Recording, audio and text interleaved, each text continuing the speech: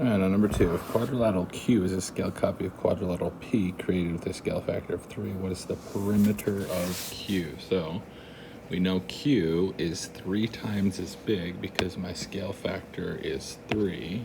Scale factor means I multiply by 3.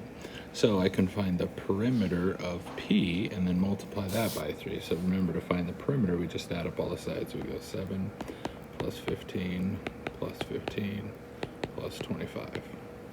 If we go 7 plus 15 plus 15, 7 plus 15 plus 15 plus 25, in my calculator I get 62. So the perimeter of P is 62. So my scale factor is 3 right here. My scale factor is 3.